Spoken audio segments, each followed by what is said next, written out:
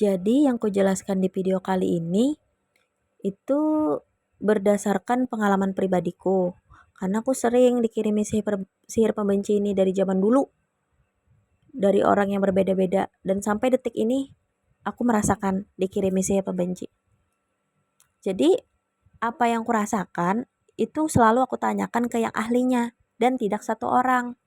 Jadi ke Ustadz, ke Habib gitu kan, benerkah aku nih kena sihir pembenci? Karena aku merasa. Lalu dibenarkan, dan itu nggak cuma satu orang, baru aku, iya bener aku kena gitu. Jadi aku nggak asal halu aja gitu loh untuk bilang bahwa aku nih kena sihir pembenci gitu kan, enggak, tapi aku bertanya kepada yang ahlinya beberapa orang, dan aku juga peka gitu. Nah, sihir pembenci itu bisa kena dalam status hubungan apapun, misalkan suami istri, orang pacaran, bertetangga, bersahabat, mertua dan menantu, anak dan orang tua, itu bisa kena siapa aja gitu. Dan tujuannya adalah untuk memisah, adu domba, agar saling benci. Nah, jadi aku mau jelasin ciri-cirinya, tapi kita ambil satu contoh berdasarkan hubungan antar pasangan aja kali ya, biar enak aku jelasinnya. Jadi contoh misalkan nih orang yang sudah punya pasangan dikirimin sihir pembenci. Jadi ciri yang pertama itu ketika melihat pasangan itu bawaannya pasangan ini kelihatannya selalu salah, atau mendengar pasangan itu ngomong kedengarannya selalu salah. Padahal kalau dicerna lagi pakai logika, apa yang dia lakukan dan apa yang dia katakan tuh nggak ada yang salah gitu. Cuma entah kenapa kita bawaannya kayak dia tuh kelihatan salah aja terus.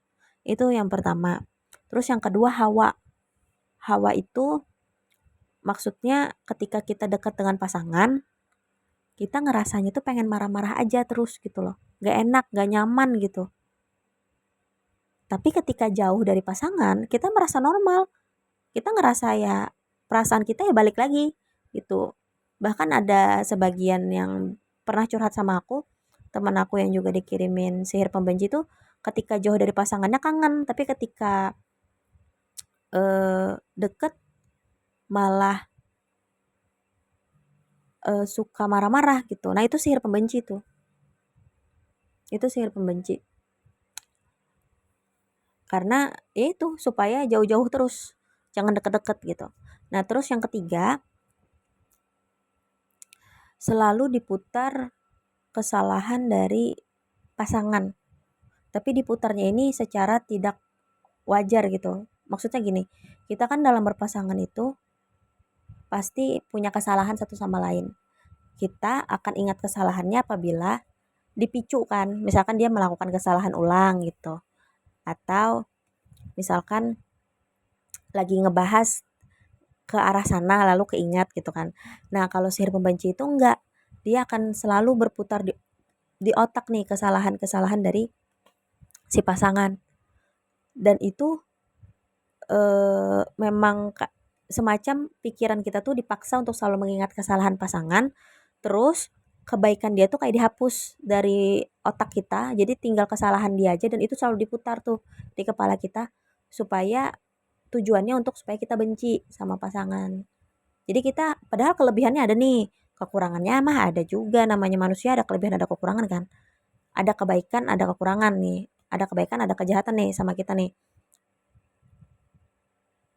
Kebaikan, kejahatan. Ada kebaikan, ada kesalahan.